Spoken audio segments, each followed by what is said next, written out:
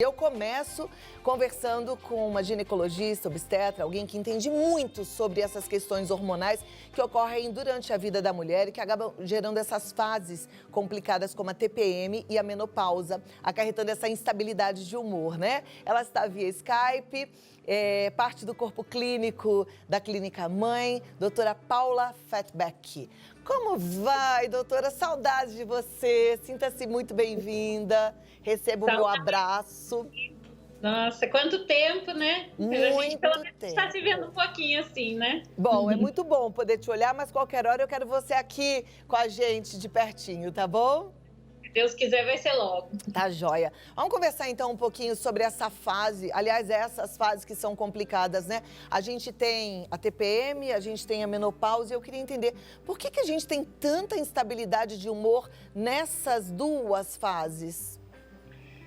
Tá assim, na verdade, Cláudia, nós mulheres, né, nós respeitamos, nós vivemos sobre uma orquestra hormonal, né? Esse termo ele é muito bacana porque dá para entender que quando essa orquestra ela desafina em algum setor, né, ela geralmente ela tem uma sintonia hormonal. Enquanto quando ocorre em algum desses setores um distúrbio, a gente sofre, né, as consequências dessas oscilações hormonais. Então isso é muito frequente nos extremos da vida reprodutiva, né? Então a gente sabe que, por exemplo, uma adolescente que começa a menarca, que é a primeira menstruação, até que aquele ciclo menstrual dela, até que aquela orquestra ela aprenda realmente a tocar, ela afine, a menina ela sofre durante os primeiros 2 anos, geralmente, com essas oscilações, né? Então é muito frequente que nesse início da vida reprodutiva a gente tenha mais alterações, principalmente a TPM, daí, né? Porque imagine, é uma criança,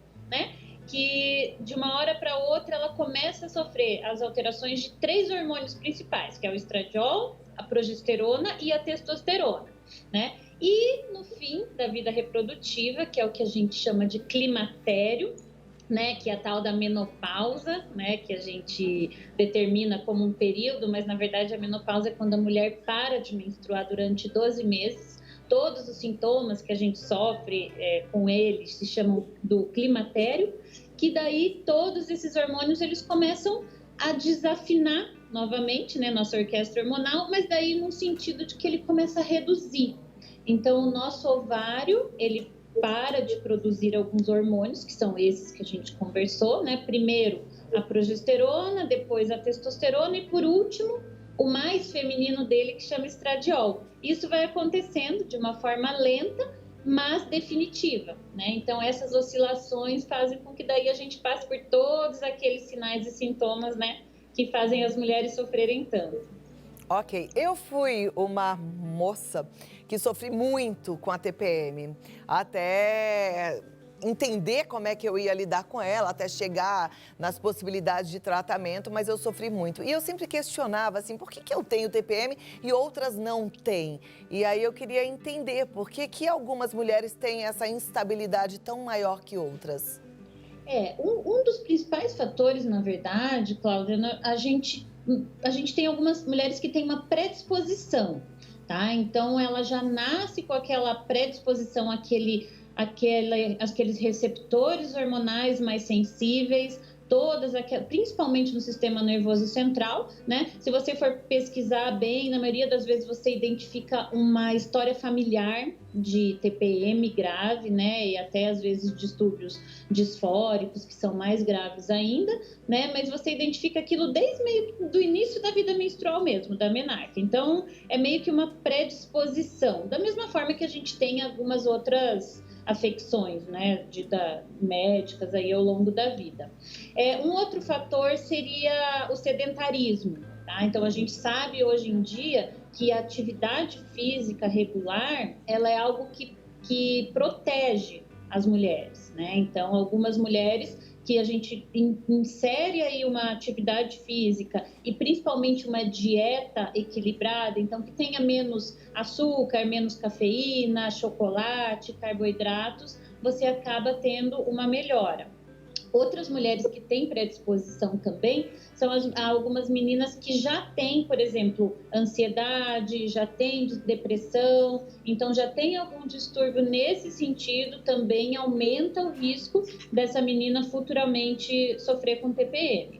Então, a gente sempre tem que tentar identificar. Hoje em dia, assim, mudança de estilo de vida é o principal passo, né? Então, a gente tem que introduzir uma atividade física, uma dieta equilibrada, tentar identificar, né, alguns alimentos que podem estar piorando aquilo, mas, em algumas vezes, essa predisposição, ela meio que é definitiva mesmo, né? Então, daí a gente vai ter que introduzir tratamentos mais específicos mesmo, né? Que geralmente são tratamentos hormonais para que essa menina ela melhore.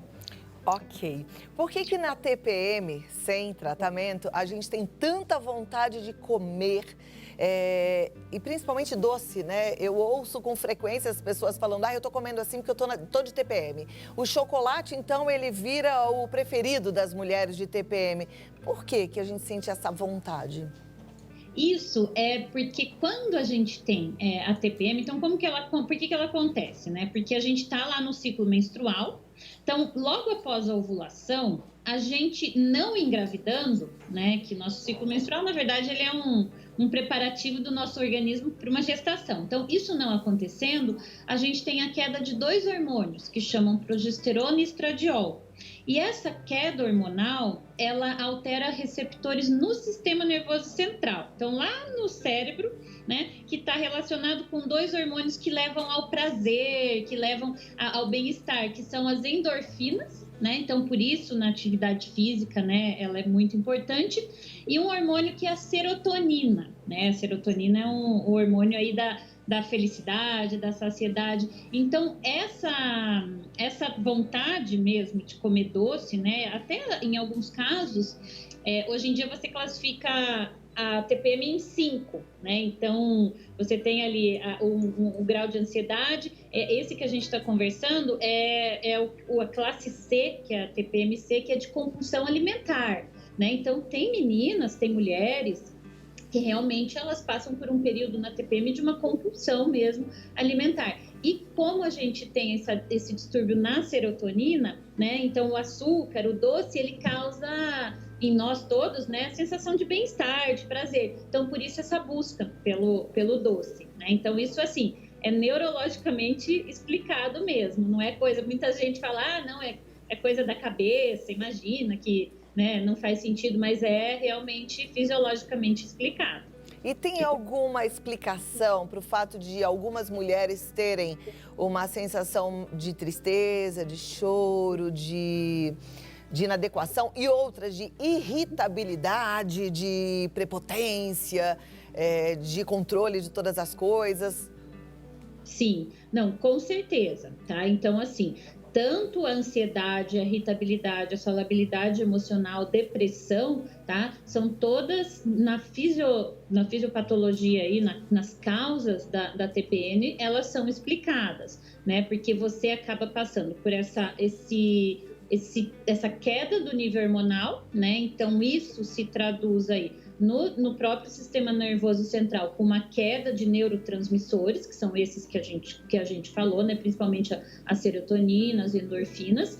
E isso, se a gente for procurar as causas, né, de depressão, ansiedade, na verdade o mecanismo é meio que o mesmo, né? Então, você tem como diagnóstico diferencial, muitas vezes, na verdade, depressão, ansiedade, irritabilidade, como a própria TPM e a parte que a mulher mais sofre com isso, que é o climatério e a menopausa, né? Então, muitas vezes você acaba entrando com um antidepressivo mesmo, um ansiolítico, né, nessas pacientes, mas o distúrbio inicial, né, é hormonal. Então, se você conseguir corrigir primeiro a questão hormonal e mesmo assim ela mantiver os sintomas, você acaba e muitas vezes tendo que entrar com essas medicações mesmo, mas elas não são a causa, e sim a consequência, né? Então é muito importante diferenciar. Ok.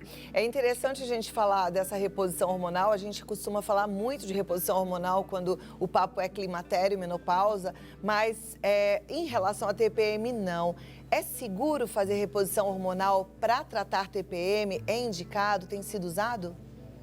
Olha, Cláudia, na verdade, assim, a gente não chama muito daí de reposição hormonal. O que se faz, né, não em todos os casos, mas em casos que você não consegue, né, uma melhora com reposição vitamínica, que muitas vezes a gente usa, cálcio, magnésio, com medicações que reduzem a retenção hídrica e mudanças no estilo de vida, muitas vezes o que nós fazemos é fazer um bloqueio mesmo nesse ciclo, para que a menina, ela não sofra, a mulher, ela não sofra as oscilações, né? Porque o que leva a TPM é a presença da oscilação. Então, se você mantiver os hormônios estáveis, né, você acaba tendo uma melhora. Então, a primeira medicação que a gente acaba usando, principalmente em mulheres jovens, né, nas adolescentes, em geral, meninas abaixo de 30 anos, são as pílulas anticoncepcionais, né? É óbvio que você não vai deixar aquela menina o resto da vida dela com pílula, né? Porque hoje em dia a gente cada vez menos na ginecologia tem usado a pílula, principalmente para mulheres acima de 30 anos.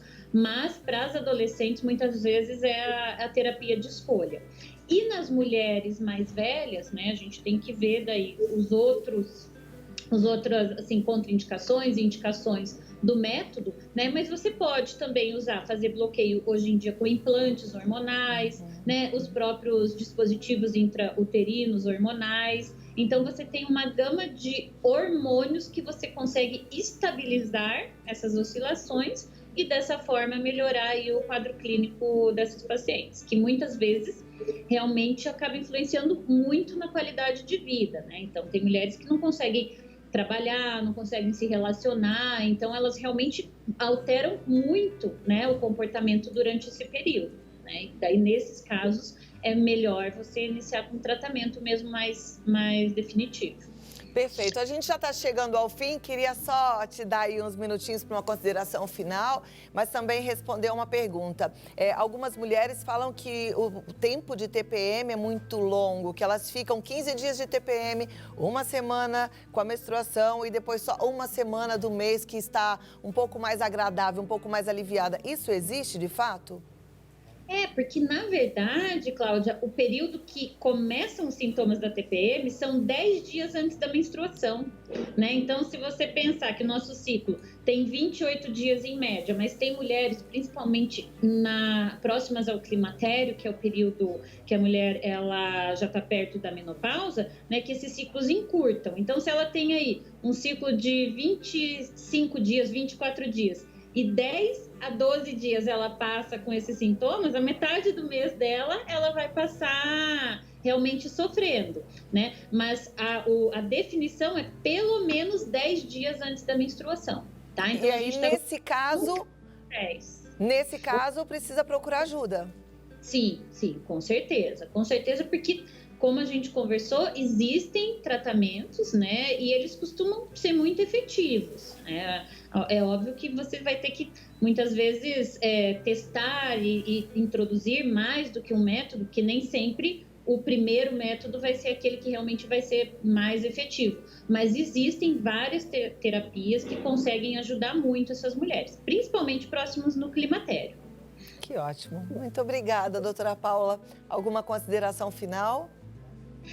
Bom, acho que para todas nós mulheres, né, que a gente saiba que essa orquestra, né, ela pode geralmente ser afinada, né? Então, se você sofre com isso tudo, é importante que você procure, né, um especialista que tenha aí experiência hormonal, ginecologista, endocrinologista, todos que possam te ajudar, né, a passar esses períodos da vida aí de uma forma mais leve. Isso mesmo, muito bom revê-la, muito obrigada pela sua ajuda informando aí a todas as nossas telespectadoras. Vou passar aqui os seus contatos e te espero aqui presencialmente em breve, tá bom? Receba o nosso carinho e gratidão. Obrigada, doutora Paula Fatback. Ela está no www.clinicamãe.med.br, clinicamãe.med.br, e no Instagram você segue, tem mais informações no Mãe Medicina. Mãe Medicina. Aliás, a medicina é uma mãezona, né?